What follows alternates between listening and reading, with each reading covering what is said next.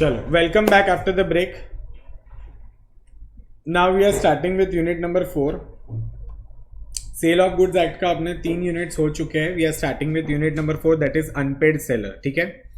Unpaid seller मतलब ऐसा seller, सुनना ध्यान से, जिसने गुड्स तो डिलीवर करवा दिए बायर के पास, बट बायर ने उसको पेमेंट नहीं दिया है.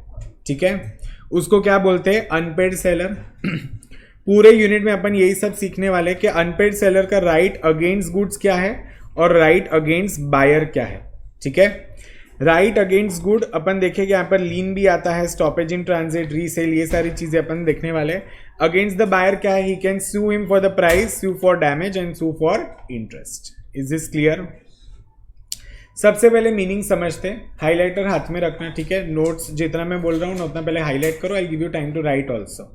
ठीक है. लिखना भी है, नोटबुक में लिखना है अनपेड सेलर. ठीक है. सबसे पहला अनपेड सेलर का मतलब क्या होता है, ध्यान से सुनना. In a contract of sale, if seller is under an obligation to deliver the goods. Seller का ऑब्लिगेशन क्या होता है? गुड्स डिलीवर करना. एंड बायर को क्या करना पड़ता है? उसके लिए पैसा देना पड़ता है. But in case the buyer fails और refuses to pay the seller as an unpaid seller. ठीक है. तो सेलर कौन बन जाता है? फिर अनपेड सेलर बन जाता है. तो अब उसके राइट्स क्या क्या हो गए? सबसे पहला राइट क्या है? तो अनपेड सेलर कब कहलाया जाएगा? मतलब एक सेलर अनपेड सेलर कब कहलाया जाएगा? जब whole of the price has not been paid, मतलब पूरा का पूरा प्राइस बायर ने भरा ही नहीं है. ठीक है. और tendered and the seller had an immediate right of action for the price. दूसरा क्या बोला है? When a bill of exchange or other negotiable instrument has been received as a conditional payment. मतलब देखो ना ध्यान से कि उसने बिल ऑफ एक्सचेंज या तो कोई प्रॉमिसरी नोट या कोई भी नेगोशिएबल इंस्ट्रूमेंट दे दिया as a conditional payment, and the condition on which it was received has not been fulfilled by the reason of dishonour. मतलब क्या? बायर ने बिल एक्सेप्ट कर लिया, वो बोला कि 3 महीने के बाद मैं पेमेंट देता हूं, और फिर उसने 3 महीने के बाद भी नहीं दिया, तो उसने डिसऑनर कर दिया. इन दोनों केसेस में सेलर क्या बन जाता है? Unpaid seller. क्या बन जाता है? Unpaid seller. Is this clear everyone? Understood? अब देखो एग्जाम्पल देखना. X sold certain goods to Y for 50,000 and Y paid 40,000 but fails to pay the balance. तो in this case also X will become an unpaid seller. तो मतलब बोलने का मकसद क्या है कि पूरा का पूरा पेमेंट नहीं दिया या पार्ट पेमेंट नहीं दिया, या तो कोई बिल या तो प्रॉमिसरी नोट जो उसने वादा किया था, कंडीशनल पेमेंट बोलते हैं उसको, वो भी उसने क्या कर दिया? डिसऑनर कर दिया. अगर ये सारे सिचुएशंस आते हैं तो वो सेलर क्या बन जाता है? अनपेड सेलर बन जाता है. Is this crystal clear everyone? चलो फटाफट पहले हेडिंग दे दो, unpaid seller. See exactly it will take 1.5 hour. Will do it अच्छे से and will finish it. Okay. Heading दे दो अनपेड सेलर. लिखो, मैं जैसे डिक्टेट कर रहा हूं वैसे लिखो. व्हेन बायर फेल्स और रिफ्यूजेस टू पे,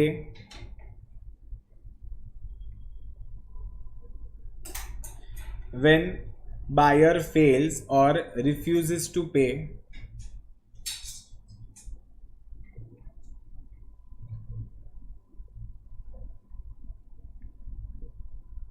the price of the goods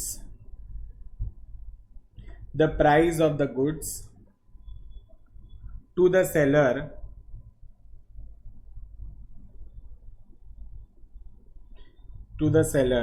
the seller is called an unpaid seller.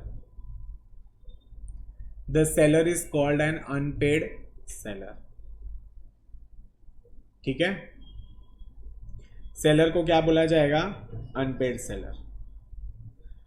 अब देखो, सेल ऑफ गुड्स के accordingly the seller of goods is deemed to be an unpaid seller when. ये दोनों condition लिख दो पूरे के पूरे जो हाईलाइट किए वो.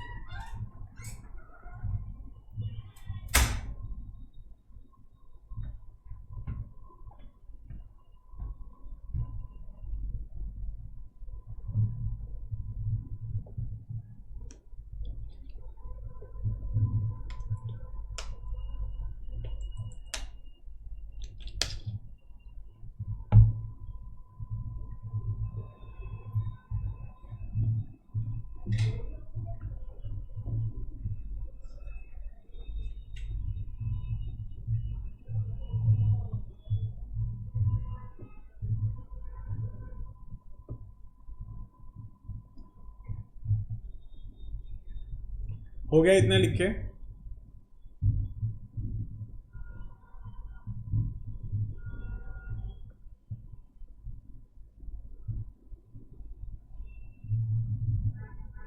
आगे बढ़ते हैं, बाकी है, हो गया ना? चलो अब देखो नेक्स्ट जो अपन पढ़ रहे हैं ना, that is rights of an unpaid seller. ठीक है, अनपेड सेलर के क्या क्या राइट्स है? तो देखो सबसे पहला क्या बोला है, subject to the provisions of this act or any law for the time being in force. ठीक है, अनपेड सेलर क्या कर सकता है? सबसे पहले a lien on goods for the price while he is in possession of them. Possession of them मतलब seller का पोजेशन कब तक होता है? नहीं, जब तक वो बायर को डिलीवर नहीं होता। समझ में आ रहा है? सुनना ध्यान से। सेलर लीन कब तक एक्सरसाइज कर सकता है? जब तक वो गुड्स बायर के हाथ में नहीं पहुंचाए। द मोमेंट बायर के हाथ में गुड्स पहुंच गया, फिर क्या वो लीन एक्सरसाइज कर सकता है? नहीं कर सकता है। ठीक है, दूसरा, जहां पर बायर इंसॉल्वेंट हो जाता है तो सेलर क्या कर सकता है? गुड्स को ट्रांजिट में, ट्रांजिट मतलब क्या होता है कि जब वो डिलीवर हो रहा है, कैरी कुरियर में था, तभी वो उसको क्या कर सकता है? स्टॉप कर सकता है। ठीक है, पहली बात तो जब तक देखो बायर के पास से पैसा नहीं आने वाला है तो सेलर वो गुड्स अपने पास ही रखेगा। दूसरा, अगर पता चलता है कि बायर इंसॉल्वेंट हो गया है तो सेलर क्या कर सकता है? ट्रांजिट में, बीच रास्ते में, कुरियर में वो क्या कर सकता है? उसको स्टॉप करवा सकता है और रिटर्न मंगवा सकता है। एंड तीसरा क्या बोला है? Right of resale. मतलब क्या?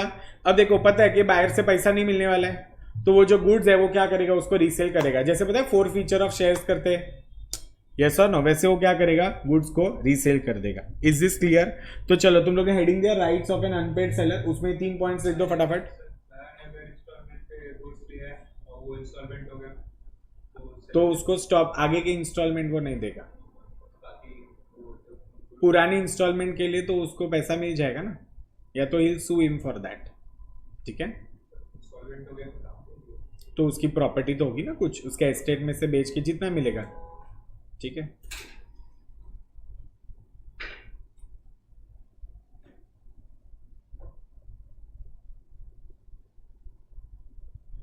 तीन राइट्स है, right of an unpaid seller.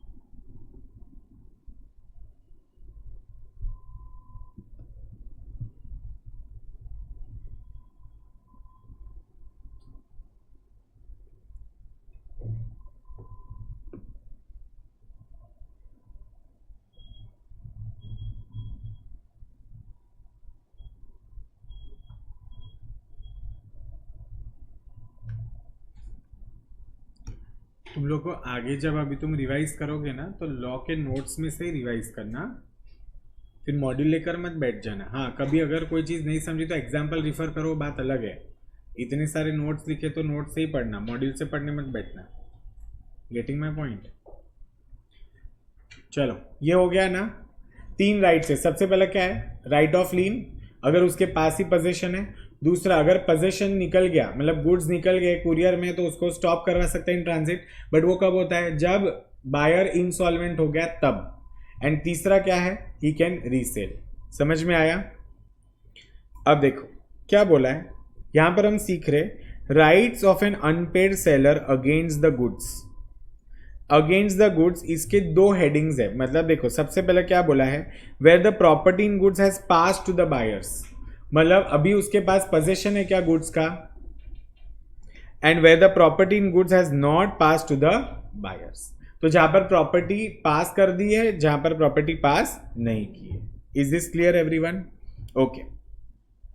अब देखो सबसे पहले क्या बोला है, right of unpaid seller against the goods. Against the goods में सबसे पहला इसने क्या बोला है, सेलर्स लीन। सेलर्स लीन मतलब क्या, जब्त करके रखना, ठीक है, यस और नो। लीन मतलब क्या होता है कि वो अपने पोजेशन में ही रखेगा, he is going to retain the possession, and वो क्या कर देगा, बायर को बोलेगा मैं तुझे डिलीवर नहीं करूंगा। कब तक डिलीवर नहीं करूंगा, जब तक तू मेरा पेमेंट नहीं देता।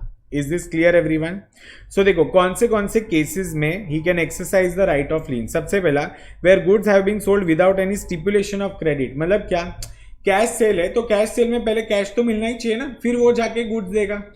अच्छा, क्रेडिट सेल होती तो बात अलग होती, ठीक है। दूसरा, where goods have been sold on credit but the term of credit has expired, या तो where the buyer has become insolvent. Is this clear everybody? समझ में आया? तो सेलर्स लीन, वो लीन कब कब एक्सरसाइज कर सकता है, 3 केसेस में। सबसे पहले गुड्स कैश सेल्स पे थे और उसने सामने वाले ने कैश नहीं दिया है। दूसरा, क्रेडिट सेल किया है तो क्रेडिट का पीरियड खत्म हो गया। तीसरा क्या है कि बायर जब इंसॉल्वेंट हो गया है तब, ठीक है। अब सेलर के पास पोजीशन है, ठीक है, या तो उसके एजेंट के पास पोजीशन है, तो in that case seller will exercise the right of lien, बराबर ना। अगर उसके पास पोजीशन ही नहीं होगा तो वो लीन कैसे एक्सरसाइज करेगा? लीन एक्सरसाइज करने के लिए सबसे बड़ी कंडीशन क्या होती है कि सेलर के पास क्या होना चाहिए, पोजेशन होना चाहिए। किस चीज का पोजेशन होना चाहिए? पोजेशन ऑफ गुड्स होना चाहिए। Is this crystal clear everyone? चलो हेडिंग ये लिखो यहाँ पर, rights of an unpaid seller against the goods. उसके अंदर पॉइंट नंबर 1 लिखना और ये पॉइंट नंबर 2 लिखना। एक काम करो ना, ऐसे ही चार्ट बना दो, यहां पर ऐसे लिख दो, right of an unpaid seller against the goods. ये चार्ट बना लो, तुम ऐसे एरो करके लिख दो।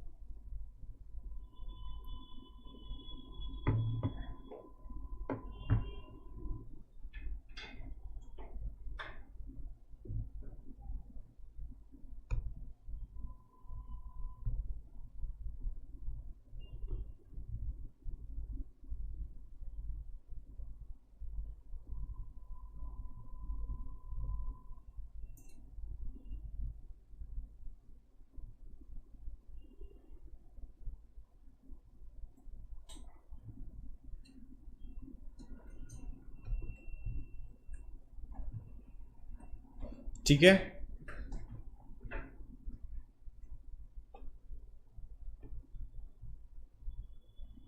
अब हेडिंग दे दो, right of unpaid seller against goods. उसके अंदर पॉइंट नंबर 1 लिखना, sellers lean.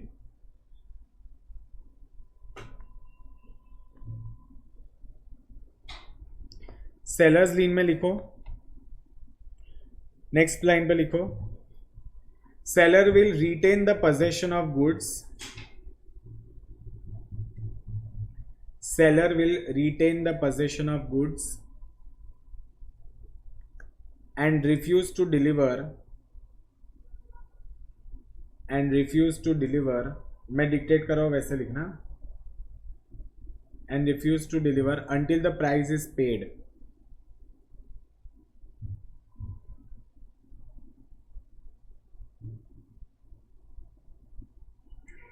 it is a possessory lien। it is a possessory lien। possessory lien का मतलब क्या होता है कि जब तक, सुनो इधर देखो, सेलर कब तक लीन एक्सरसाइज कर सकता है, जब तक वो गुड्स उसके पोजीशन में है। द मोमेंट उसके पोजीशन से निकल गया, फिर क्या वो लीन को एक्सरसाइज कर सकता है? नहीं कर सकता। Is this clear everyone? चलो फिर नेक्स्ट लाइन पे लिखना, exercise of right of lean in the following cases only, exercise of right of lean in the following cases only. और ये जो 3 के 3 केसेस है ना उसको लिखो, in the following cases only. Point number A लिखना,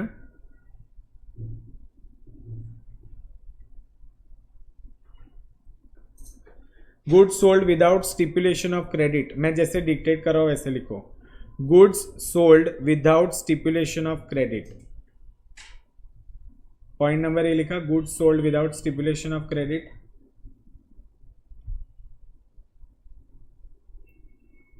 पॉइंट नंबर बी लिखो,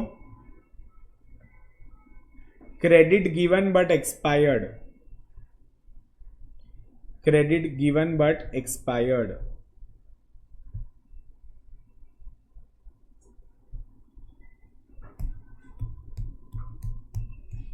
एंड पॉइंट नंबर सी लिखो, buyer becomes insolvent.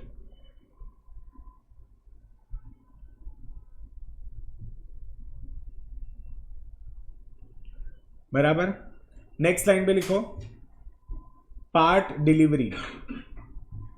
Next line पे पार्ट डिलीवरी, जैसे सत्यम ने पूछा था ना कि अगर इंस्टॉलमेंट वाइज डिलीवरी है तो किस पे वो लीन एक्सरसाइज करेगा, जो रिमाइंडर गुड्स है उसके ऊपर। बराबर, लिखा पार्ट डिलीवरी, डैश करके लिखो, seller can exercise lien on remainder goods.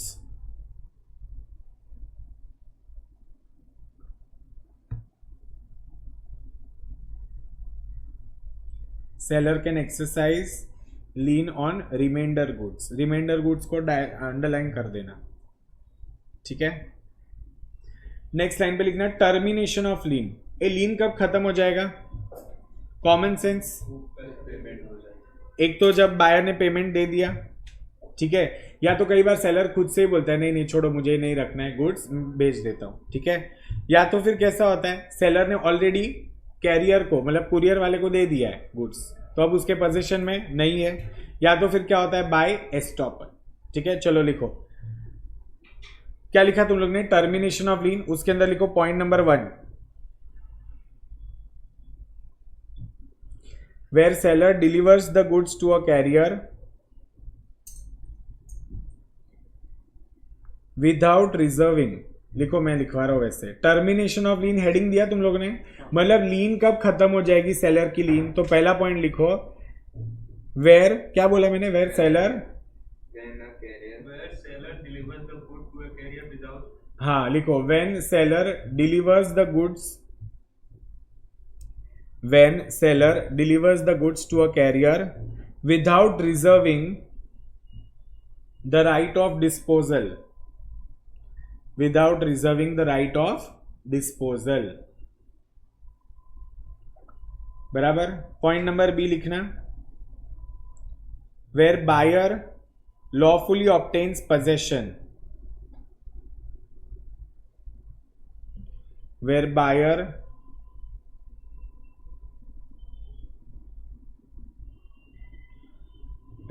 lawfully obtains possession of goods।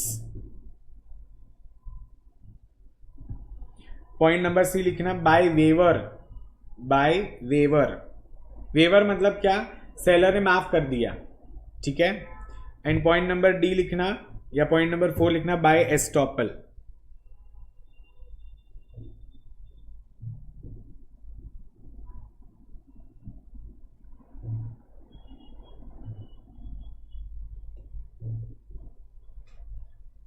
Is this clear everyone? Understood? चलो, बट इसका एक एक्सेप्शन है, सुनना ध्यान से, ये इंपॉर्टेंट है। The unpaid seller of goods having a lien thereon does not lose his lien by the reason only that he has obtained a decree for the price of goods. This means even if seller has taken the price of the goods under a court case, he can still exercise the right to lien on those goods. समझ में आया? देखो, even if seller has taken a price for the goods under a court case, ठीक है, he can still exercise his right to lien on those goods. Clear हुआ? Example देखो, A sold a car to B for 1 lakh and delivered the same to railways for the purpose of transmission to the buyer. The railway receipt was taken in the name of B and send to B. Now A can not exercise the lien right of lien, क्योंकि क्या हो गया था, railway receipt was taken in the name of B ना, बराबर, and send to B. तो who is the owner of the goods? B. Is this clear? Clear हो गया. इसका एक्सेप्शन लिखो, नीचे लिखो, पॉइंट नंबर 5 में लिखो exception. Seller does not lose his right to lien on the basis of any court case.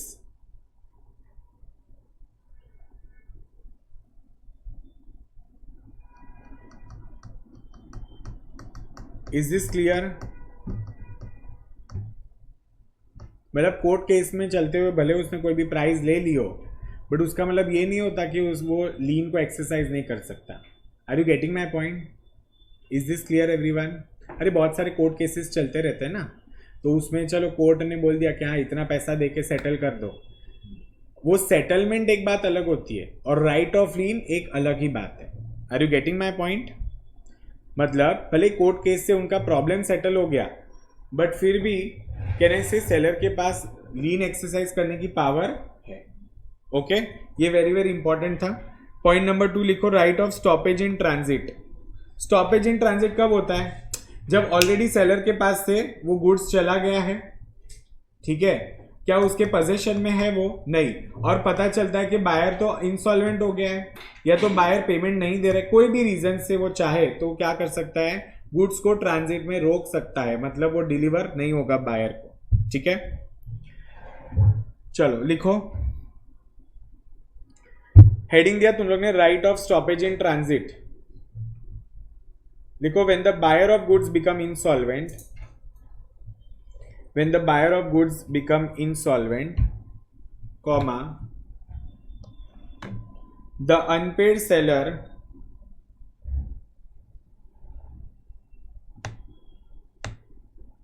Has the right to stop goods in transit and regain the possession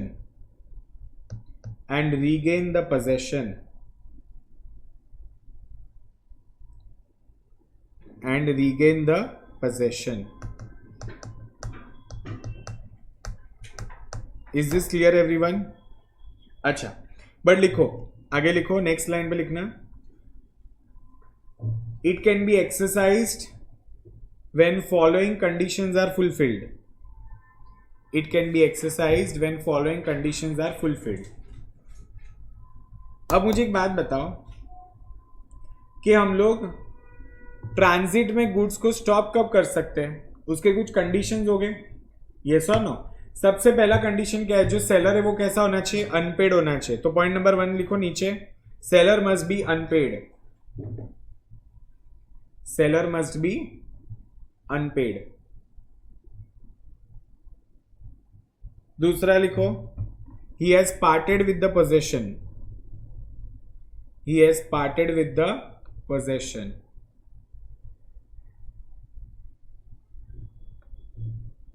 उसके बाद लिखो, point number 3, goods are in transit. Goods are in transit. चौथा point लिखना, buyer became insolvent. Buyer became insolvent.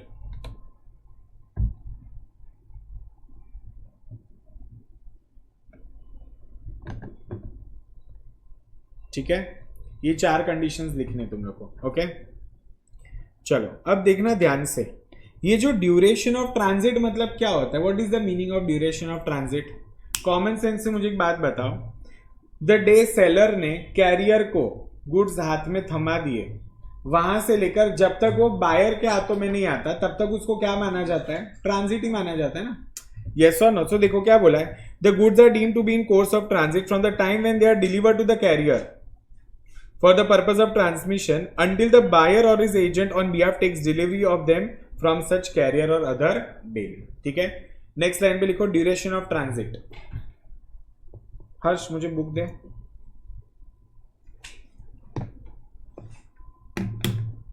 Duration of transit लिखो, dash करके लिखना। From the time goods are delivered to a carrier, from the time goods are delivered to a career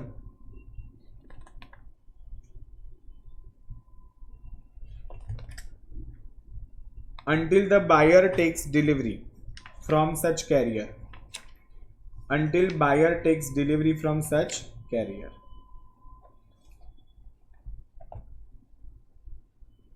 ठीक है,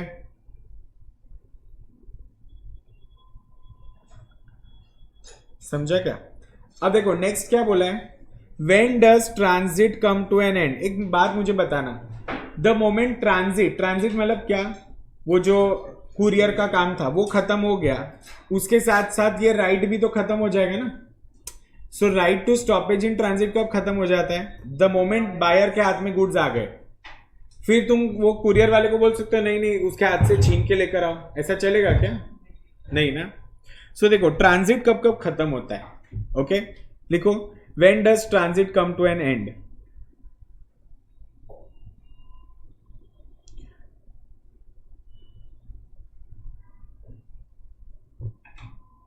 उसके अंदर लिखना, the right of stoppage in transit is lost, the right of stoppage in transit is lost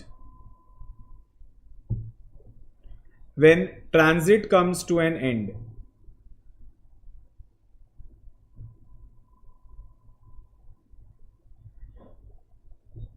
अब next line पे लिखो, transit comes to an end in the following cases.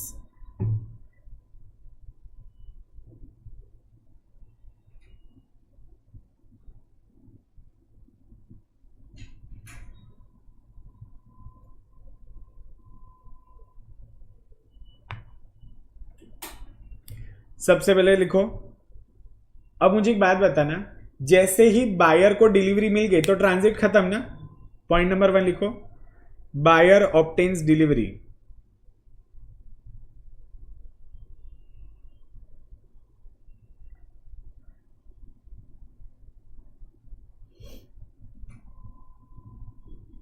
दूसरा, अच्छा तुम लोग को पता है कभी कभी ऐसा होता है, नॉर्मली डिलीवर्ड कब माना जाता है, जब वो तुम्हारे घर पे आके डिलीवरी करता है। बट तुम क्या करते हो, आजकल तो पता है हम लोग को ट्रैकिंग आईडी वगैरह सब मिल जाता है, तो हम फोन करके क्या करते हैं, उनके स्टोर पे जाके ही उठा लेते हैं, मतलब उनके वेयर हाउस में जाके उठा लेते हैं। तो उसको बोलते हैं इंटरसेप्शन। उसको क्या बोलते हैं, इंटरसेप्शन। बायर ने क्या किया, इंटरसेप्शन किया, मतलब उसने arrival of goods at the destination, destination क्या था तुम्हारा घर, उसके पहले ही बीच में जाके उसने क्या कर दिया, गुड्स की डिलीवरी ले ली। ठीक है, लिखो पॉइंट नंबर 2 लिखो, buyer obtains delivery before arrival of goods at destination.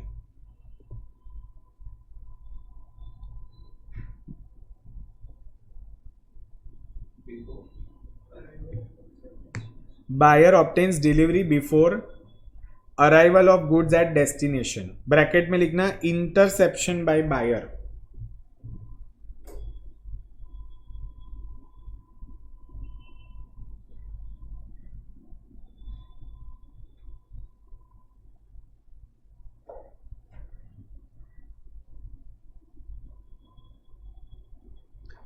तीसरा, इंटरसेप्शन बाय बायर। ब्रैकेट में क्या लिखोगे, इंटरसेप्शन बाय बायर। तीसरा, अब सुनो ध्यान से, जो वो कुरियर वाला बंदा है ना, उसको जैसे ही सेलर ने गुड्स दिया, वो कुरियर वाले बंदे ने फोन करके बता दिया बायर को कि तुम्हारा माल मेरे पास है।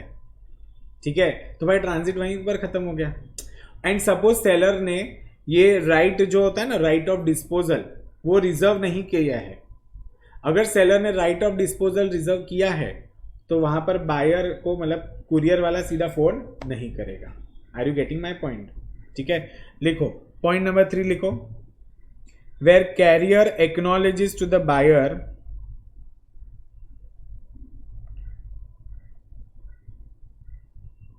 where carrier acknowledges to the buyer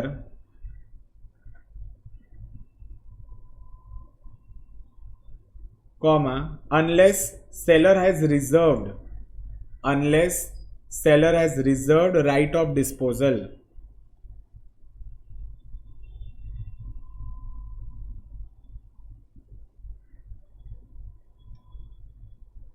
ठीक है।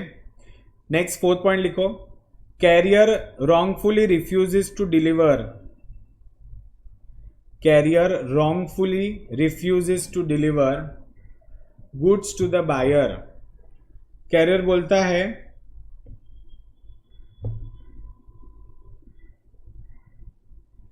कैरियर क्या बोलता है कि मैं तुमको गुड्स नहीं दूंगा, बट ट्रांजिट तो खत्म हो गया ना, यस और नो। चौथा अपन क्या पढ़ रहे हैं कि भाई ट्रांजिट कब खत्म होता है, बराबर। चौथा पॉइंट नहीं, चौथा पॉइंट हो गया। 5वां पॉइंट लिखो, goods delivered to buyers carrier, goods delivered to buyers carrier. Buyer का भी कोई कुरियर वाला रहेगा, मतलब देखो सेलर ने अपने कुरियर वाले को सामान दिया, वो सामान उसने बायर के कुरियर वाले को दे दिया, तो भी भाई ट्रांजिट खत्म हो गया। फिर तो देखो ना, बायर का कुरियर वाला और बायर जाने। Next, part delivery made to the buyer,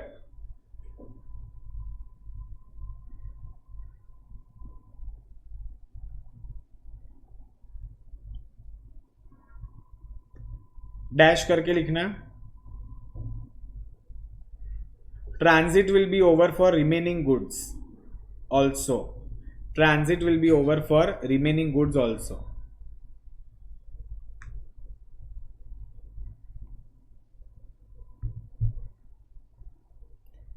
and last लिखो, goods delivered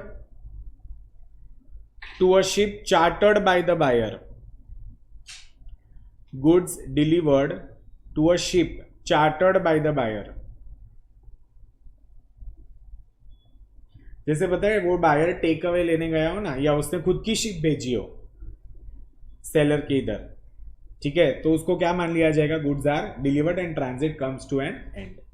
is this crystal clear everyone? ठीक है, ये क्वेश्चन आता है एग्जाम में, when does a transit come to an end, important है ये, ट्रांजिट कब कब खत्म होती है, तो ये केसेस तुम लोग को याद रखना पड़ेगा।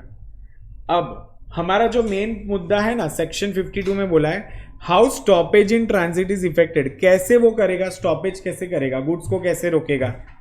तो लिखो ध्यान से, इसको लिखो, हेडिंग दो, how stoppage in transit is affected.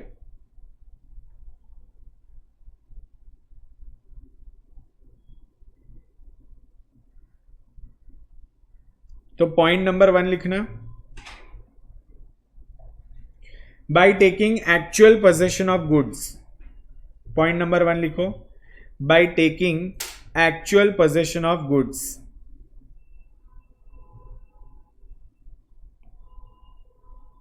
अरे स्टॉपेज इन ट्रांजिट इफेक्ट कब होगा, जब सेलर क्या कर देगा, वापस से पोजेशन ले लेगा ना, रीपोजेशन अपन ने डेफिनेशन में लिखा था, तो by taking actual possession of goods। And point number 2 लिखो, by giving notice, by giving notice not to deliver goods, by giving notice not to deliver the goods। is this clear everyone? understood? चलो आगे लिखो, where notice of stoppage in transit, हाँ third point, yes, where notice of stoppage in transit is given. इसका खर्चा कौन उठाएगा, जैसे for example एक कैरियर वाला ऑलरेडी निकल गया है, सेलर ने बोला रुक जाओ, तुम इसको डिलीवर मत करो, वापस मेरे पास लेकर आओ, सेलर ही भरेगा ना। लिखो, when notice of stoppage in transit is given by the seller, is given by the seller to the carrier,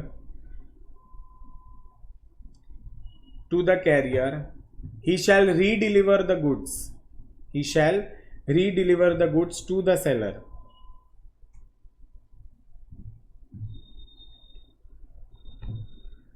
at the expense of the seller, at the expense of the seller।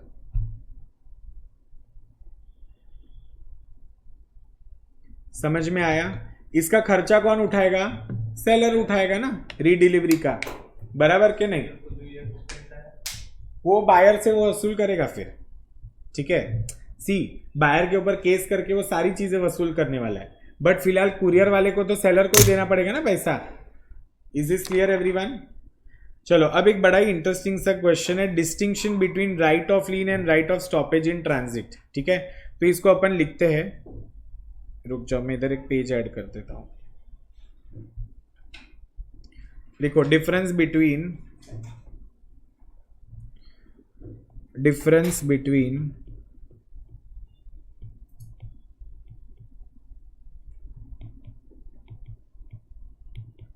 right of lien and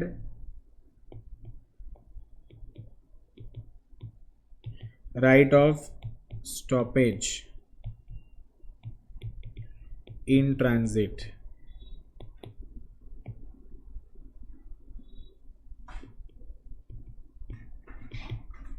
Right of lien, right of stoppage in transit. सबसे पहला point लिखो, लीन में अपन क्या करते हैं, we retain possession, वेरेज यहां पर अपन क्या करते हैं, regain possession.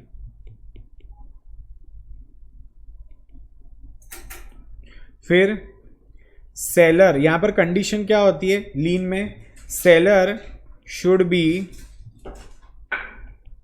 In possession of goods,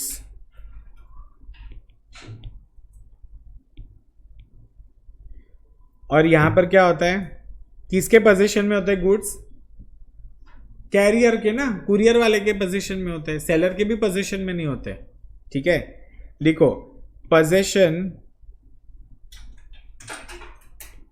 with carrier and buyer not acquired possession।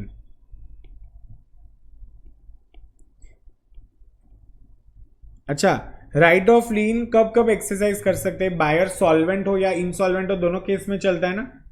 लीन तो कभी भी एक्सरसाइज कर सकते हैं, जरूरी थोड़ी है कि उसके लिए बायर इंसॉल्वेंट होना चाहिए। लीन कब अपन एक्सरसाइज करते हैं, जब बायर ने पेमेंट नहीं किया है। तो लिखो बायर में और may not be insolvent, but stoppage in transit कब एक्सरसाइज कर सकते हैं, जब बायर कौन सा है, इनसॉल्वेंट बायर है, ठीक है। बायर कौन सा है, इनसॉल्वेंट बायर है। नेक्स्ट,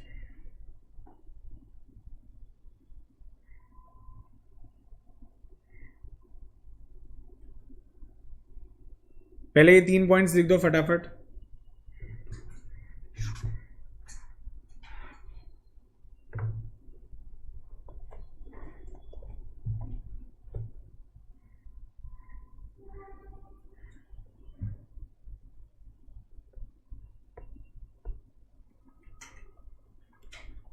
लिखो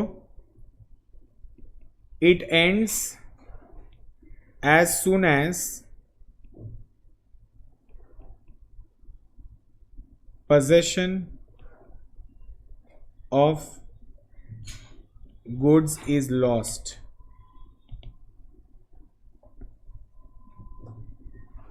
और यहां पर लिखना 4th पॉइंट, इट begins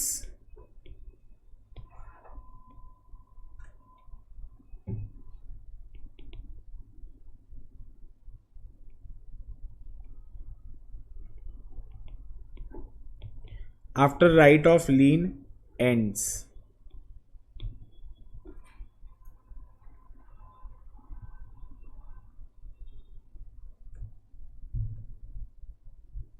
ठीक है। इसके साथ तुम्हारा ये वाला जो पूरा पोर्शन है ना, डिस्टिंक्शन बिटवीन हो गया। चलो नेक्स्ट, बाकी है लिखने का वो, ओके ठीक है।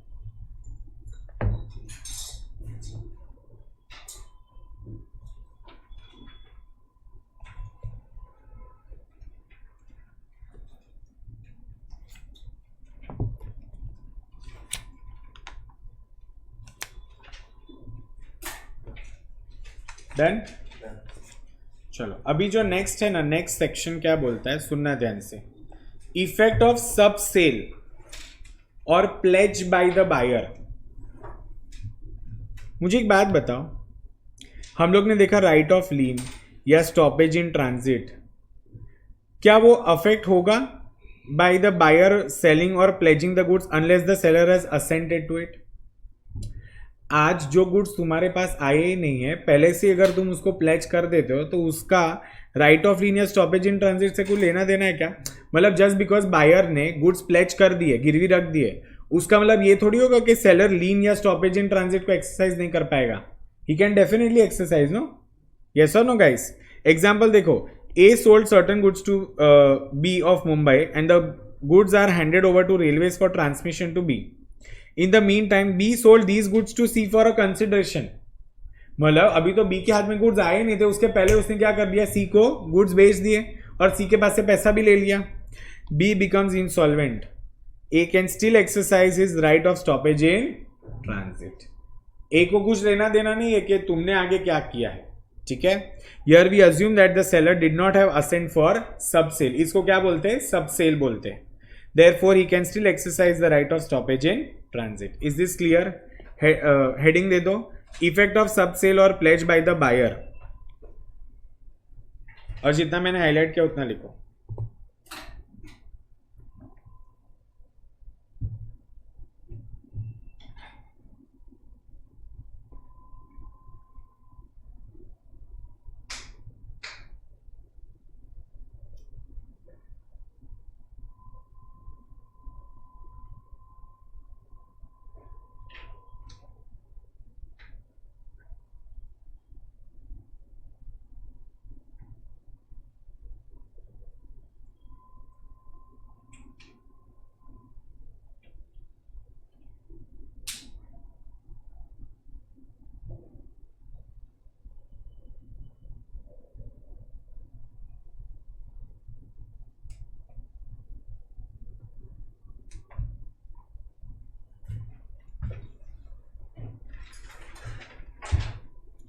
चलो अब इसके कुछ एक्सेप्शन है कि कब कब सेलर के राइट ऑफ लीन या right of stoppage in transit defeat हो जाएंगे, ठीक है? अब सुनना ध्यान से, हेडिंग देना, exceptions where unpaid sellers right of lien and stoppage in transit are defeated.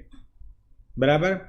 सबसे पहला पॉइंट क्या बोला है? When the seller has assented to sell, mortgage और other disposition of goods made by the buyer. Buyer ने उसको पहले ही बोल दिया था, देखो जो आप माल मुझे भिजवाओगे वो मैं कहीं और आगे फॉरवर्ड करने वाला हूं। तो अब बिकॉज सेलर ने बोला हाँ ठीक है चलेगा, आप सामने वाली पार्टी को भेज दो, और उसके बाद अगर जो भी बायर है, जैसे let's take for example, I am the seller, ठीक है, I am the main seller, Harsh is the buyer, और हर्ष ये सब सेल कर रहा है सोहम को। अब हर्ष ने मुझे क्लियरली बोला कि सर आप मुझे जो माल भिजवाओगे वो मैंने ऑलरेडी सोहम को बेच दिया है। मैंने बोला ठीक है, बढ़िया है, बराबर, I have given his assent, हाँ चलेगा, तुम सब सेल कर सकते हो। फिर अगर हर्ष बन जाता है इंसॉल्वेंट, कहना से अब मुझे एक बात बताना, क्या मैं जब मैंने ऑलरेडी असेंट दे दिया है हर्ष को कि हाँ तू आगे सब सेल कर सकता है, उसके बाद क्या मैं लीन या तो फिर स्टॉपेज इन ट्रांजिट एक्सरसाइज कर सकता हूँ? नहीं कर सकता, क्योंकि मैंने ऑलरेडी हर्ष को हाँ बोल दिया। मतलब क्या, ये गुड्स अब सीधा किधर जाएगा? सोहम के पास ही जाएगा। Are you getting my point? Is this clear? Because ये बाद में हुआ, ये सिचुएशन बाद में हुई, या तो सपोज हर्ष ने मुझे पेमेंट ही नहीं दिया, बट मैंने तो बोल दिया था ना कि हाँ मैं तुझे सामान भिजवा दूंगा, तू सामने सोहम को भेज देना। Are you getting my point? So can I now exercise the right of lien or stoppage in transit? No, I cannot. तो मेरा वो जो right है ना वो defeat हो गया। Is this clear everyone? Okay. Next क्या बोला? इधर एक case law भी है। Case law वाला तुम example read करना, ये इतना important case law नहीं है। You can read this example later on. दूसरा क्या बोलता है? ये important है। When a document of title to goods has been transferred to the buyer and the buyer transfers the document to a person. मतलब क्या कि प्रॉपर्टी के पेपर्स दे दिए बट पूरा पैसा अभी तक दिया नहीं है। सो देखो ना, document of title to goods वो दे दिया है, मतलब ओनरशिप दे दी है तुमने, और बायर ने क्या किया है, वो सेम डॉक्यूमेंट्स किसी और पर्सन को दे दिया है, and he has bought that in good faith, बराबर, फॉर अ प्राइस। तो कहना है से अब जो मेन सेलर है, क्या वो लीन एक्सरसाइज कर सकता है? क्या नहीं कर सकता, क्योंकि आगे सेल हो चुका है ना। डॉक्यूमेंट ऑफ टाइटल मतलब क्या, ओनरशिप हो गई। जैसे फॉर एग्जांपल मैंने हर्ष को ओनरशिप दे दी है और हर्ष ने वो ओनरशिप सोहम को दे दी, सोहम को पता ही नहीं था कि हर्ष इंसॉल्वेंट हो गया या हर्ष ने मुझे अभी तक पैसे नहीं दिए। तो क्या अब मैं वो लीन एक्सरसाइज कर सकता हूं? क्या मैं स्टॉपेज इन ट्रांजिट कर सकता हूं? नहीं कर सकता, क्योंकि इसने तो गुड फेथ में खरीदा है ना। Are you getting my point? तो ये क्यों भुगतेगा? समझ रहा है कि नहीं समझ रहा है? सुनो ध्यान से, हम क्या पढ़ रहे हैं कि कब कब मैं as a seller, unpaid seller, lien या स्टॉपेज इन ट्रांजिट को एक्सरसाइज नहीं कर सकता। पहला पॉइंट अपन ने क्या पढ़ा कि जब मैंने खुद ही मंजूरी दे दी थी कि हाँ तू आगे सेल कर सकता है, तू इसको गिरवी रख सकता है, और फिर इसने डिफॉल्ट किया, तो मैं तब जाकर लीन या स्टॉपेज इन ट्रांजिट एक्सरसाइज नहीं कर सकता। दूसरा केस क्या है, जब मैंने ओनरशिप भी ट्रांसफर कर दी है, बराबर, देखो ना, when a document of title to goods has been transfer to the buyer and the buyer transfers the document to a person who has bought in good faith and for a value. For a value मतलब क्या होता है? For a price. तो कहने से now I don't have the right to exercise lien not stoppage in transit. Is this clear everyone? Understood? चलो फटाफट heading दो, exceptions where unpaid sellers right to lien या stoppage in transit is defeated.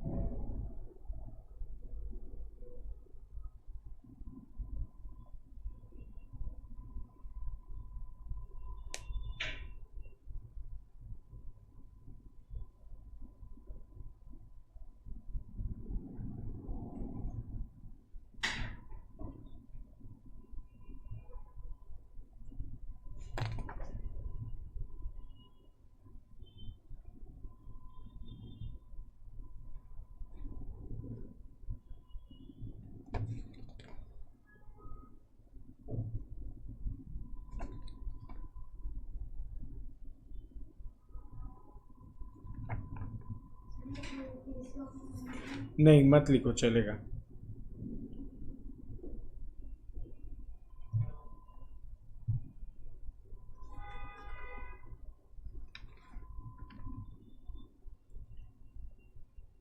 Is this clear everyone?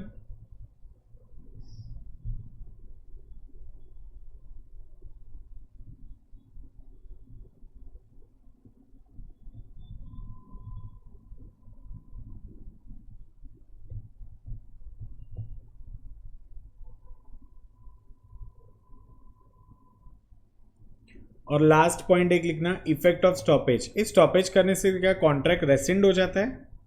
नहीं होता।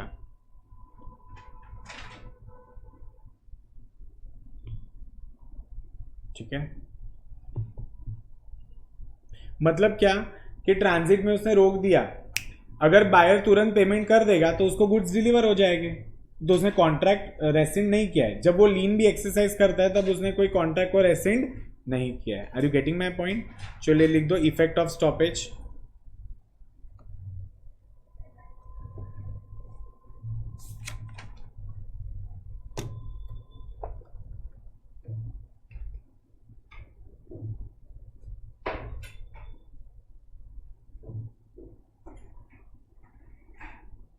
लोगों fast नहीं करते हैं ना, ये सब सिंपल सिंपल चीजें, इसलिए मैं तो करवा रहा हूँ, और तुम्हारा पूरा लिखने का काम कब कर रहा हूँ।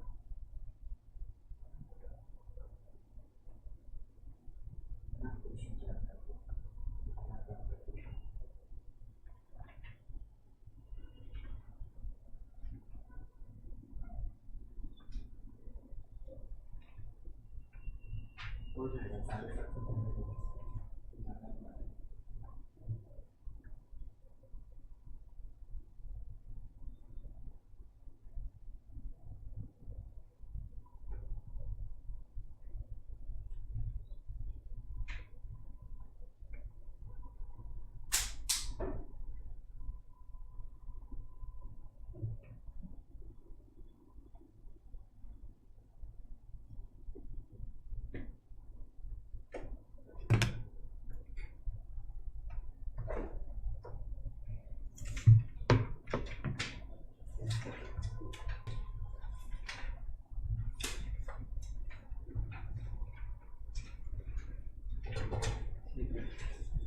ठीक है, चलो नेक्स्ट सेक्शन जो पढ़ रहे that is right of resale. अपन ने देखा सेलर के पास, अनपेड सेलर के पास 3 राइट होते हैं।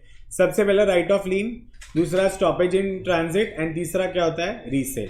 ठीक है, तो रीसेल मतलब क्या होता है, ध्यान से सुनना। ठीक है,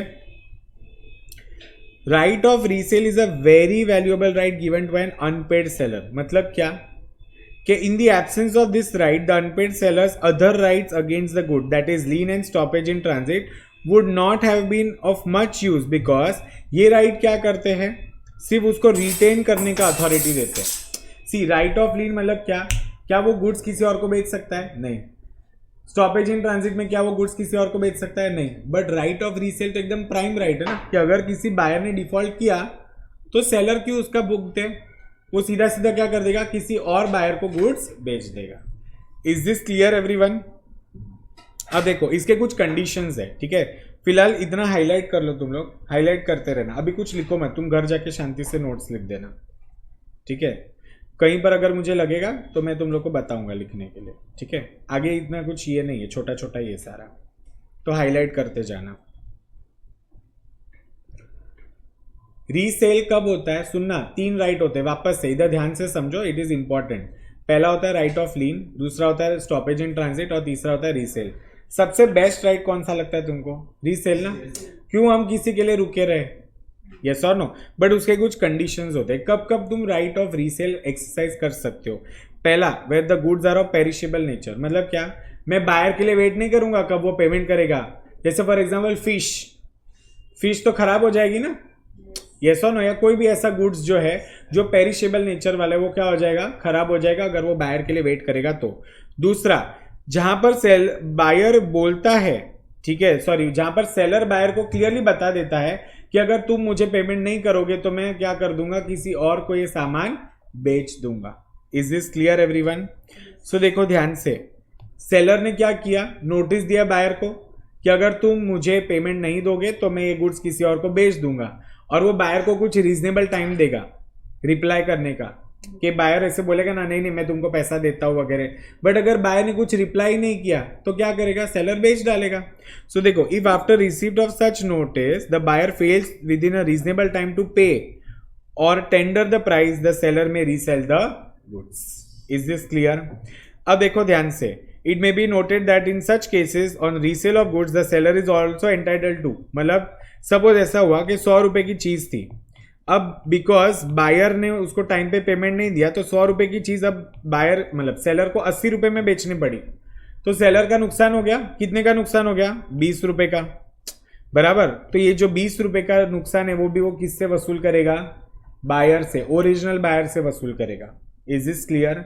देखो, if after the receipt of such notice the buyer fails with in a reasonable time to pay और to tender the price, the seller may resale the goods. Resale तो गुड्स किया ही, साथ ही साथ the seller is also entitled to recover the difference between contract price and resale price from the original buyer as damages and retain the profit if the resale price is higher than the contract price. तो अगर देखो seller का नुकसान हुआ तो जितना नुकसान हुआ वो बायर से वसूल करेगा, और अगर प्रॉफिट हुआ तो अपने पास ही रखेगा। Is this clear everyone? Understood? Okay, चलो next, where the unpaid seller has exercised his right of lien or stoppage in transit, he can resell the goods। मतलब क्या, देखो, the subsequent buyer acquires the good title thereof as against the original buyer despite the fact that the notice of resale has not been given by the seller to the original buyer। देखो, सबसे पहले उसने right of lean exercise किया, फिर उसने क्या exercise किया, transit exercise कर लिया। उसके बाद जब लीन और ट्रांजिट से कुछ नहीं हुआ तब अगर वो रीसेल करता है तो जो नया बायर बनता है ना उसको गुड टाइटल मिल जाता है। मतलब जरूरी नहीं है ना कि वो सेलर बायर को नोटिस दिया करे कि भाई पैसा दे दो वरना मैं रीसेल कर दूंगा, ऐसा जरूरी होता है क्या? नहीं। ठीक है, 4th पॉइंट क्या बोला है, a resale by the seller where a right of resale is expressly reserved in the contract of sale. Contract में क्लियरली लिखा है कि अगर बायर ने टाइम पे पेमेंट नहीं दिया तो सेलर क्या कर देगा, गुड्स को रीसेल कर देगा। Is this clear? Okay, and last क्या बोला है, where the property in the goods has not pass to the buyer. मतलब क्या, बायर के पास प्रॉपर्टी पास ही नहीं हुई, मतलब किसके पोजीशन में है, सेलर के पोजीशन में, या तो सेलर के पोजीशन में या तो ट्रांजिट में। मतलब he can even regain the possession. In such case he can resell the goods. Is this clear everyone? Understood? Okay. So देखो ध्यान से, ये टोटल 5 केसेस है जहां पर वो रीसेल एक्सरसाइज कर सकता है. सबसे पहला क्या है, गुड्स का कैसा नेचर है, पेरिशेबल. दूसरा, सेलर ने बायर को नोटिस दिया कि भाई पैसा दे दे, बट फिर भी उसने नहीं दिया, तो वो गुड्स तो रीसेल करेगा, बट अगर उसका कोई भी नुकसान हुआ तो डैमेजेस भी क्लेम करेगा, बट अगर प्रॉफिट हुआ तो क्या उसका कुछ फर्क नहीं होने वाला. अब जरूरी नहीं कि उसको हर बार नोटिस देना पड़े. सेलर ने ऑलरेडी राइट ऑफ लीन या तो फिर स्टॉपेज इन ट्रांजिट एक्सरसाइज कर लिया, उसके बाद नेक्स्ट ऑप्शन उसके पास क्या बचता है, रीसेल. एंड यहां पर उसने क्लियरली कॉन्ट्रैक्ट में लिखा हुआ है, एक्सप्रेसली लिखा हुआ है कि अगर बायर टाइम पे पेमेंट नहीं देगा तो seller can sell the goods. And last कि भाई प्रॉपर्टी किसके कंट्रोल में है, सेलर के कंट्रोल में, तो जब चाहे तब वो क्या कर सकता है, रीसेल कर सकता है. Is this clear everyone? Understood? Okay. अब ये था तुम्हारा राइट ऑफ रीसेल. नेक्स्ट अपन जो पढ़ रहे that is right of unpaid seller against the buyer. सुनना ध्यान से, अब तक जो कुछ भी अपन ने पढ़ा वो क्या था, right of unpaid seller against goods था, बराबर, कि वो गुड्स के साथ क्या क्या कर सकता है.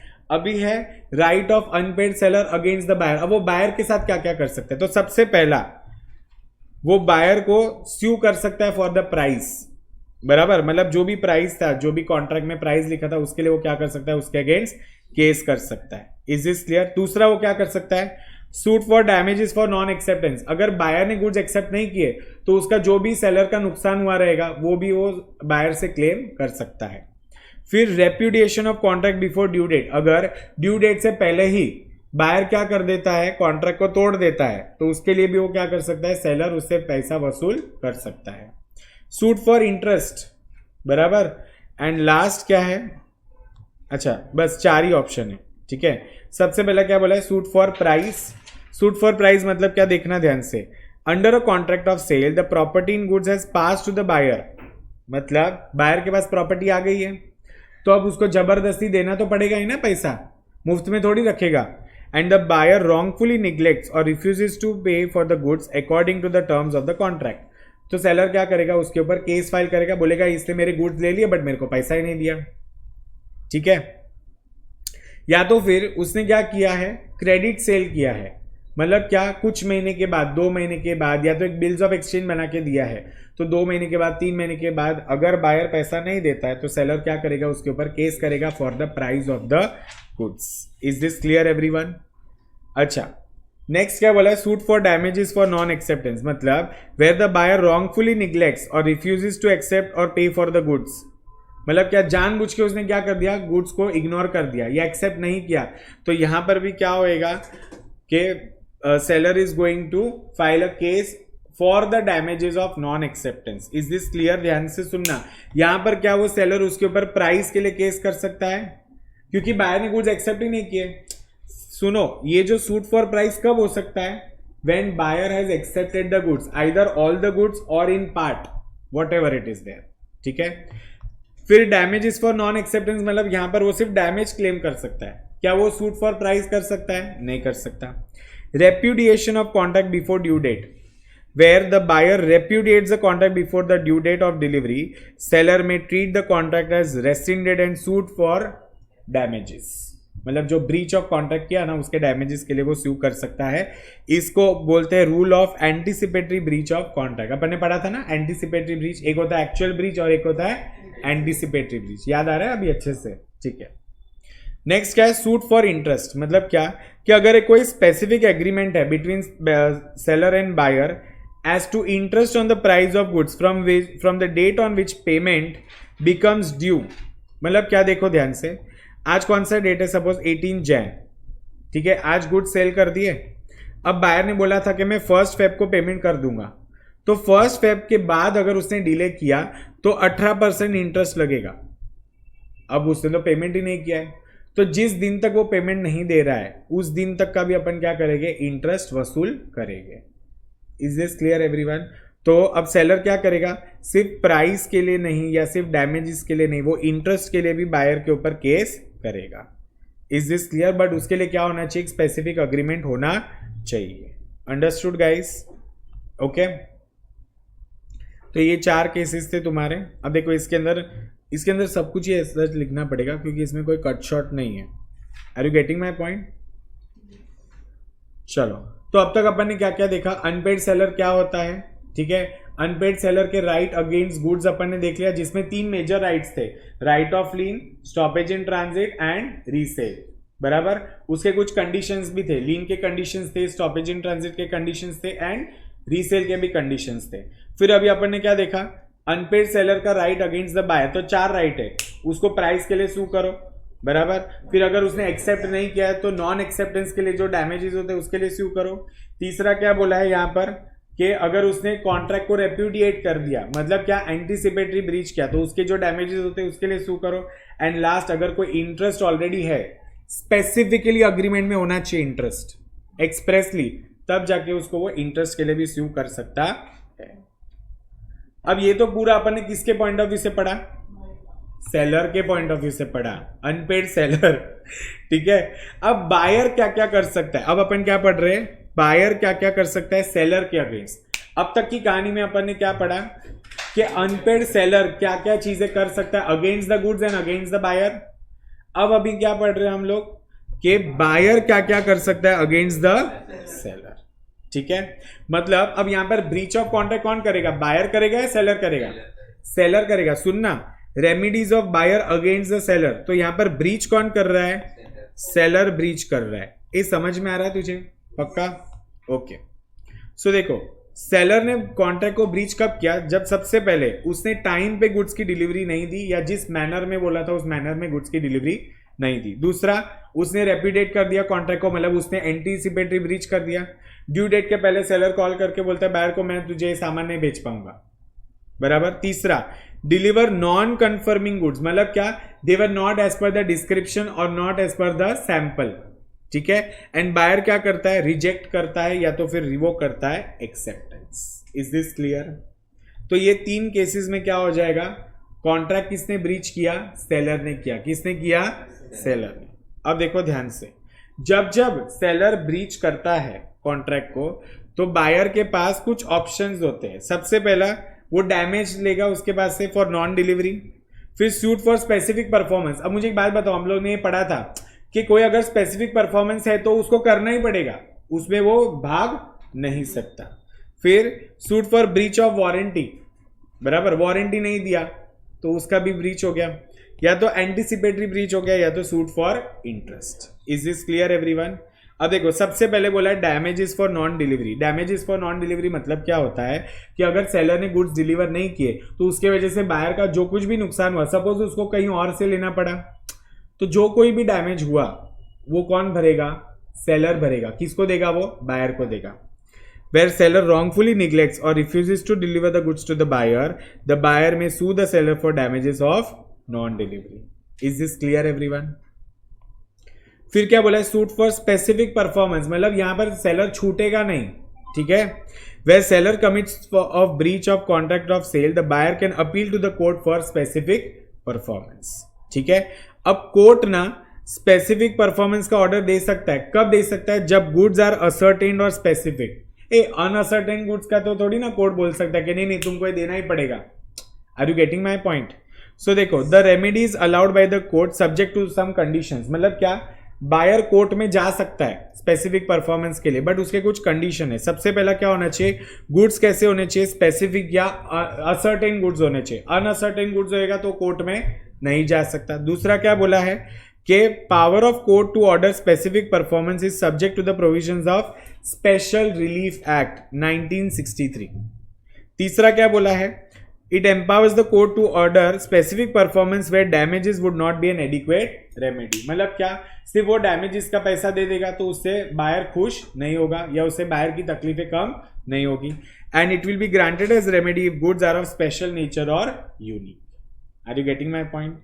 Is this clear?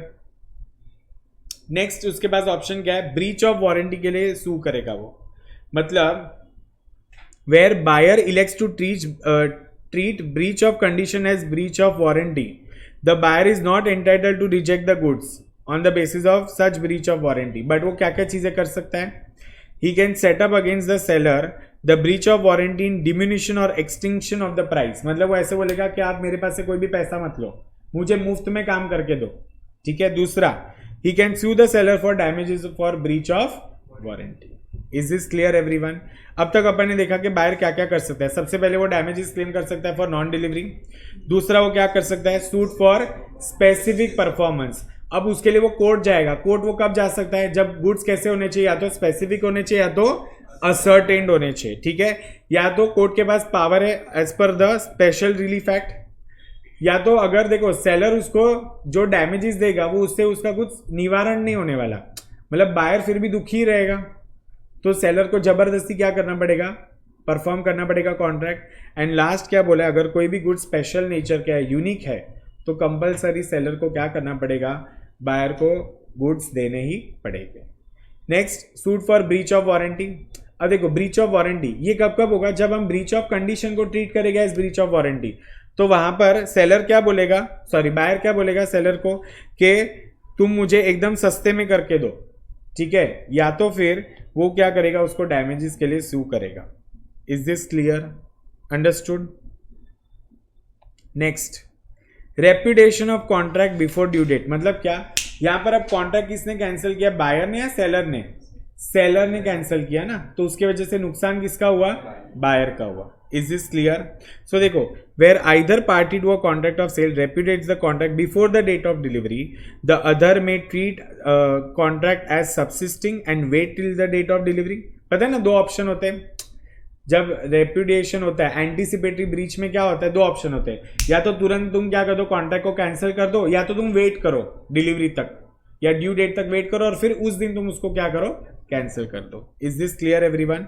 And what will happen, he will rescind the contract and sue for damages. समझ में आ रहा है? लास्ट ऑप्शन है suit for interest. Suit for interest मतलब क्या, देखो जैसे nothing in this act shall affect, देखो ना एक एग्जाम्पल लेते हैं, नहीं रुको इधर एग्जाम्पल नहीं है। Nothing in this act shall affect the right of seller और बायर टू रिकवर इंटरेस्ट और स्पेशल डैमेज, बट वो क्या होना चाहिए, वो स्पेसिफिकली कॉन्ट्रैक्ट में लिखा हुआ होना चाहिए। In any case where by law interest और special damage may be recoverable और to recover the money paid where the consideration for the payment of it has failed. In absence to the contract the court may award interest at such rate as it thinks fit on the amount of the price of the buyer in a suit filed by him for the refund of the price। एक simple बात बताओ, suppose अब देखो यहाँ पर गलती किसने की है, सेलर ने की है। अपन क्या पढ़ रहे हैं, सो हम बोलेगा भगवान मुझे चक्कर आ रहे हैं, नहीं ना, हम क्या पढ़ रहे हैं, राइट्स ऑफ द बायर। मतलब जब जब सेलर गलती करेगा तो बायर के पास क्या क्या राइट है, उसमें आखिरी राइट है सूट फॉर इंटरेस्ट। अब सपोज बायर ने सेलर को ऑलरेडी, जैसे for example Harsh is the seller, I am the buyer, मैंने हर्ष को ऑलरेडी एडवांस में पेमेंट करके रखा है और फिर वो लास्ट मिनट क्या करता है, मना कर देता है कि नहीं मैं गुड्स नहीं भिजवाऊंगा। अब मुझे एक बात बताना, यहाँ पर मेरा जितना भी नुकसान होगा वो नुकसान मैं कोर्ट में जाऊंगा, अगर ऑलरेडी हम दोनों के बीच में कॉन्ट्रैक्ट में लिखा हुआ है कि स्पेशल डैमेज वो मुझे पे करेगा तो बात खत्म हो जाती तो बात खत्म हो जाती है। बट फिर भी अगर ऐसा कोई स्पेशल कॉन्ट्रैक्ट नहीं है और मैं कोर्ट में जाता हूं तो कोर्ट को जितना भी लगेगा, जो भी रेट ऑफ इंटरेस्ट रहेगा, क्योंकि मैंने तो उसको एडवांस में पैसा दे दिया ना, तो जितना पैसा मैंने उसको दिया रहेगा उसके ऊपर वो कोई परसेंटेज ऑफ इंटरेस्ट मुझे दिलवाएगा। कौन दिलवाएगा, कोर्ट दिलवाएगा। Are you getting my point? Is this clear everyone? इसके साथ खत्म होता है remedies of buyer against the seller. Understood guys? Last के दो छोटे छोटे कॉन्सेप्ट है, एक है auction sale. What do you mean by auction sale? हाँ, ऑक्शन सेल मतलब क्या, जहां पर क्या होता है, बहुत सारे बायर्स आते हैं, ठीक है, वो लोग बिड करते हैं, ठीक है, और जिसमें से जो हाईएस्ट बिडर रहता है उसको क्या मिल जाता है, वो प्रॉपर्टी मिल जाती है। So what is an auction sale? देखो, an auction sale is a mode of selling property by inviting bids. वहां पर अपन बायर्स को क्या करते हैं, इनवाइट करते कि भाई आओ आओ हमारे इधर आओ और बिडिंग करो, ठीक है। Inviting bids publicly and property sold to the highest bidder. अब ऑक्शनर यहां पर कौन होता है, एजेंट होता है, बराबर। ऑक्शनर कौन होता है, एजेंट होता है, जो अपन ने एजेंसी में देखा था, by law of agency is just an agent. When he sells he is the only agent of the seller, मतलब क्या अल्टीमेटली जिसका, जैसे वो मजनू भाई का पेंटिंग, ठीक है, याद है तुम लोग को वेलकम मूवी में, बराबर, तो मजनू भाई का पेंटिंग, तो पेंटिंग ओनर कौन है, सेलर कौन है, मजनू भाई है ना, यस और no.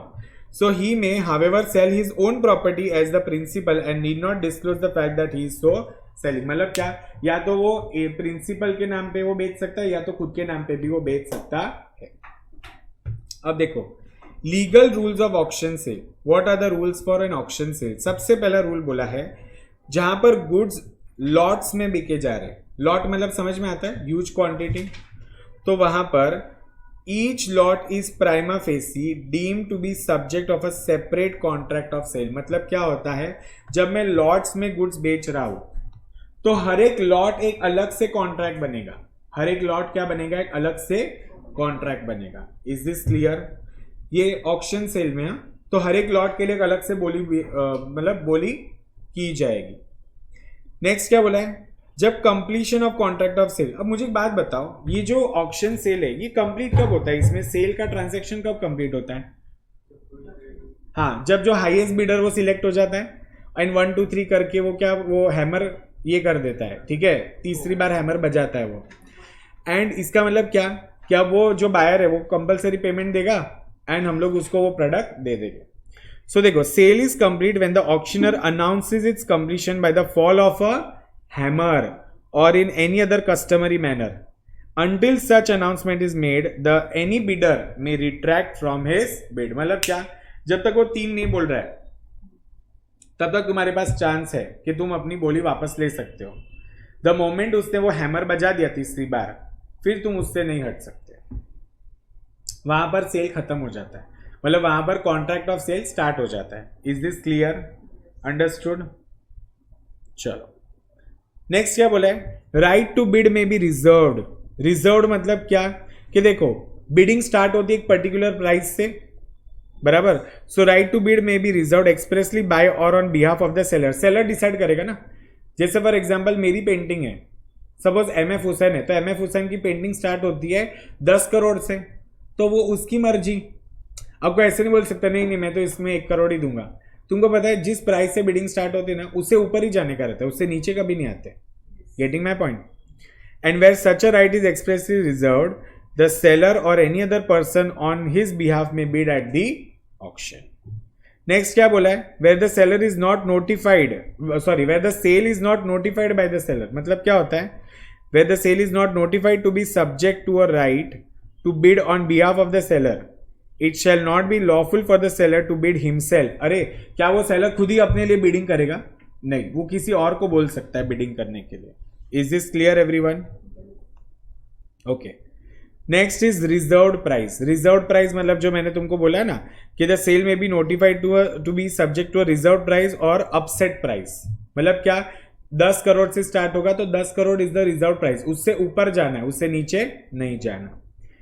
Pretended bidding. Pretended bidding मतलब क्या, if the seller makes use of pretended bidding to raise the price, the sale is voidable at the option of the buyer. मतलब क्या किया पता है, सेलर ने जानबूझ के बोली बढ़ाने के लिए लोगों को बोला कि तू और बोली लगा, मतलब 2-3 लोगों को हायर कर दिया, और ये बात बायर को पता चल गई. मतलब जो चीज, जैसे एमएफ हुसैन का पेंटिंग स्टार्ट हुआ 10 करोड़ से, सेलर के 3-4 बंदे थे, वो लोग ने 11 करोड़ 12 करोड़ 15 करोड़ 20 करोड़ तक लेकर गए, और जो आखिरी बायर था उसने बोला 22 करोड़ पे बेच दी पेंटिंग. अब बाद में पता चलता है कि जो 4 लोग जो प्राइस को बढ़ा रहे थे वो तो सेलर के ही बंदे थे, तो मतलब झोल किया ना, बायर के साथ फ्रॉड किया. तो अब बायर के पास ऑप्शन है कि वो कॉन्ट्रैक्ट को वॉइडेबल ट्रीट कर सकता. Is this crystal clear everyone? पक्का समझ में आया? ओके. नेक्स्ट क्या बोला है, लास्ट है इंक्लूजन ऑफ इंक्रीज्ड और decreased taxes in the contract of sale. ये एक नया सेक्शन आया है 64A. ये क्या बोलता है, सुनना ध्यान से. इंक्लूजन ऑफ इंक्रीज्ड और decreased taxes in the contract of sale मतलब क्या होता है, देखो सपोज मैंने क्या किया, मैंने एक पर्टिकुलर गुड्स बेचा सोहम को, ठीक है. अब वो गुड्स बेचने के बाद कुछ टाइम के बाद टैक्स बढ़ गया, तो क्या होगा, मैं तो सोहम से वसूल करूंगा ना. अगर वो इनडायरेक्ट टैक्सेस है तो जैसे देखो ना, हम भी रेस्टोरेंट में जाते हैं, अब सपोज रेस्टोरेंट में जो जीएसटी है वो 2.5% लगता है अगर नॉन अल्कोहलिक है तो, या तो 18% लगता है 9% अगर अल्कोहलिक है तो, ठीक है। रेस्टोरेंट में मतलब दारू मिलता है तो 18% जीएसटी लगता है, दारू नहीं मिलता है तो 5% जीएसटी लगता है।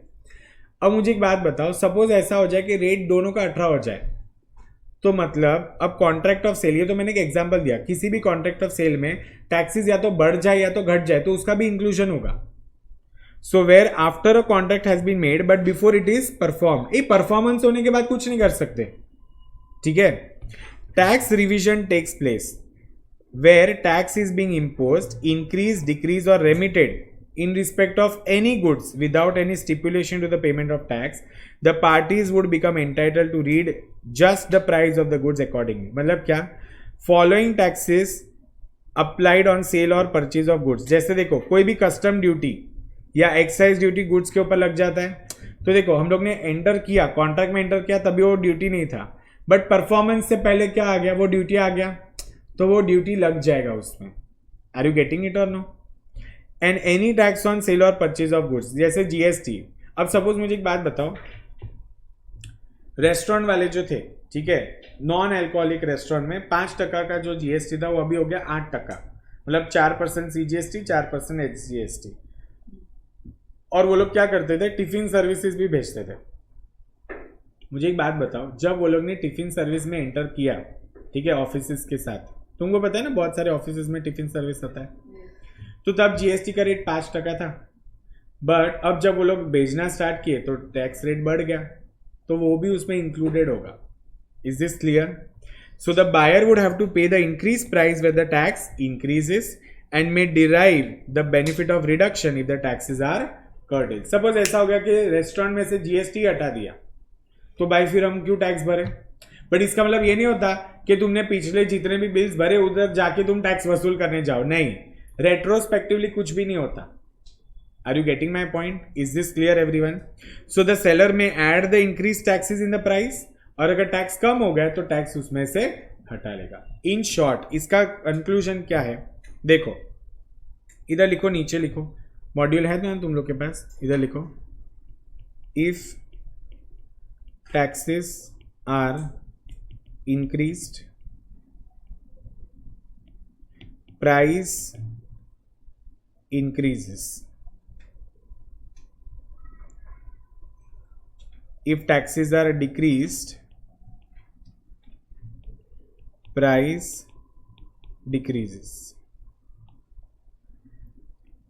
after entering in contract but before performance, मतलब कॉन्ट्रैक्ट में एंटर करने के बाद बट परफॉर्मेंस के पहले होना चाहिए। सपोज कॉन्ट्रैक्ट परफॉर्म भी होगा उसके बाद उसका कोई भी इंपैक्ट नहीं आएगा। Is this crystal clear everyone? पक्का? अब देखो तुमको घर पे जाके नोट्स क्या लिखना है, ये तो तुम लोग ने इधर लिख दिया, वो तुम उधर इनकॉर्पोरेट कर लेना। तुमको क्या क्या लिखना है वो मैं बता देता हूँ। सबसे पहले ये लिखना है ना तुम लोग को, अनपेड सेलर, उससे पहले का भी बाकी है,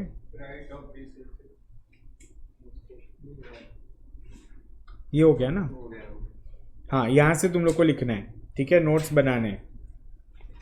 राइट ऑफ रीसेल में इतना तुम लिखोगे, फिर ये तुम्हारे जो कंडीशंस है, 5 कंडीशंस है, ये भी लिखोगे तुम लोग।